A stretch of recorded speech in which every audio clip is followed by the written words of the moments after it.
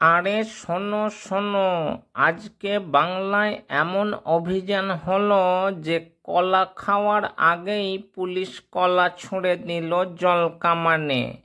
হ্যাঁ ভাই, বলছি নবান্ন অভিযানের কথা। একদল বিক্ষোভকারী বলল আমরা নবান্ন যাব, পুলিশ বলল জীবনে না। তারপর শুরু হলো কাঁচা পাকা গরম, ব্যারিকেড, জলকামান, কাঁদানে গ্যাস, সবই একসাথে। পুলিশের দাবি এই অভিযান বেআইনি, বিক্ষোভকারীর দাবি এই অভিযান জনগণের দাবি। আমি বলি দাবি না, ডালিম। এত লাল লাল পতাকা দেখলে তো চোখে মিষ্টি গুলে যাবেই। তৃণমূল বলছে বিরোধীরা রাজনীতির জন্য অশান্তি ছড়াচ্ছে।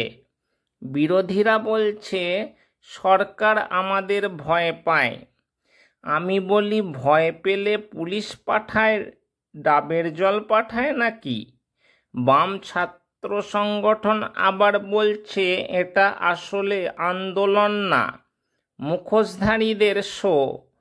মানে সবাই নাকি অন্যের মুখোশ খোলার চেষ্টায় ব্যস্ত, নিজের মুখ দেখানোর সময় নেই।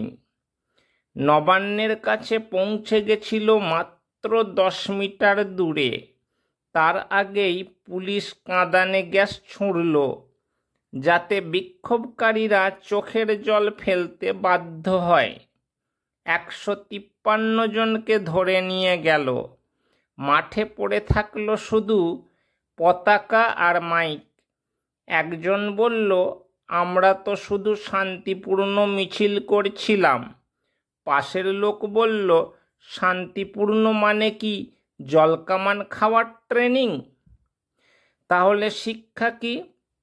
বাংলায় যদি কোথাও অভিযান লেখা থাকে, সঙ্গে আমব্রেলা আর রেনকোট নিয়ে বেরোবে, কারণ গরমের মধ্যে জলকামান বিনামূল্যে পাওয়া যাবে।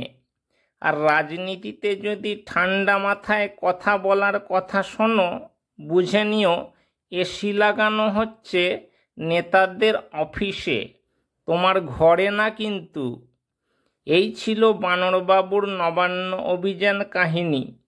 হাসলে শেয়ার করো, না হাসলে নবান্নে যাও। পুলিশ তোমার জন্য ফ্রি শাওয়ারের ব্যবস্থা করে রেখেছে। আজকের এই পর্যন্তই, পরের নিউজে আবার দেখা হবে। ততক্ষণ পর্যন্ত বানর নিউজের নতুন খবরগুলো দেখতে থাকো। আজকের মতো আমি চলি। ভিডিওটা ভালো লাগলে একটা লাইক করো, আর যদি কিছু বলার থাকে তাহলে কমেন্ট বক্সে কমেন্ট করো। Tata, bye bye.